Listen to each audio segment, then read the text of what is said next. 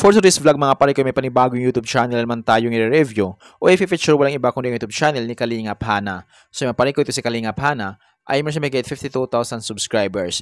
Ginawa ko YouTube channel noong March 15, 2020 at may total video views dumabot sa 3,129,399.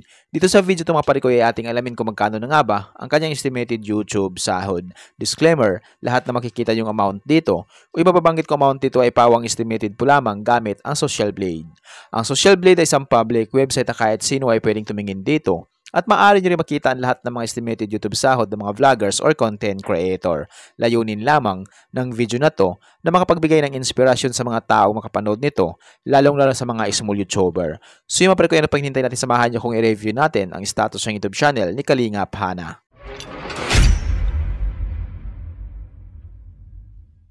So yun mga pare ko, dito naman tayo ngayon sa official YouTube channel ni Kalingap Hana dito sa Social Blade. So mayroon na siyang 183 uploads na video. At yung kanyang subscribers ay umabot na sa may 51,000 subscribers. So deserve ni Kalingap Hana na magkaroon siya ng maraming subscribers. So mas maganda kung umabot siya ng 100,000 subscribers or higit pa. Total ang kanyang video views na kuha na siya ng 3,129,399. Country, so wala pang nakalagay. Channel type, people. Ginawa ko YouTube channel noong March 15, 2020. Total grade nakakuha siya ng letter B. So yun mga pare ko, nakakuha ng 10,000 subscribers mahigit itong si Kalingap Hana. Bumaba ito ng 19.5% kumpara sa nakalipas na 30 days. At dito sa video views nakakuha siya mahigit 800,000.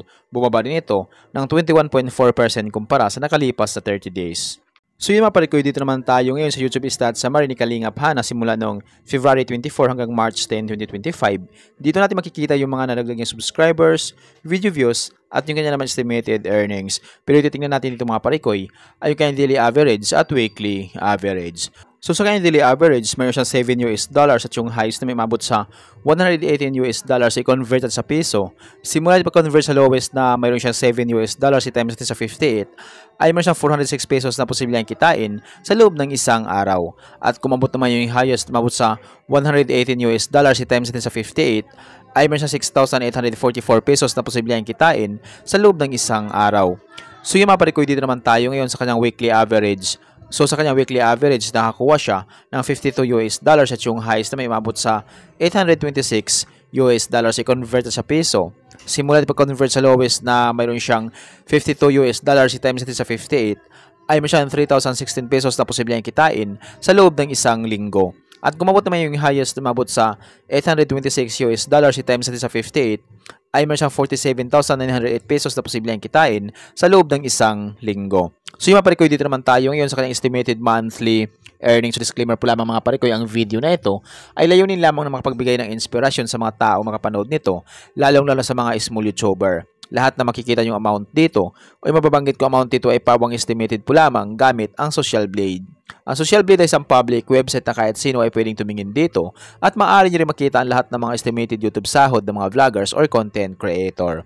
So yung mga pare ko, dito sa kanyang estimated monthly earnings, meron siyang $221 at yung highest na may mabot sa $3,500 i-converted sa piso. Simula pag-convert sa lowest na meron siyang $221 i-times natin sa 58, ay meron siyang 12,818 pesos na posibleng kitain sa loob ng isang buwan. At kung mabot naman yung highest na mabot sa $3,500 i-times natin sa 58, ay meron siyang 203,000 pesos na posibleng kitain sa loob ng isang buwan.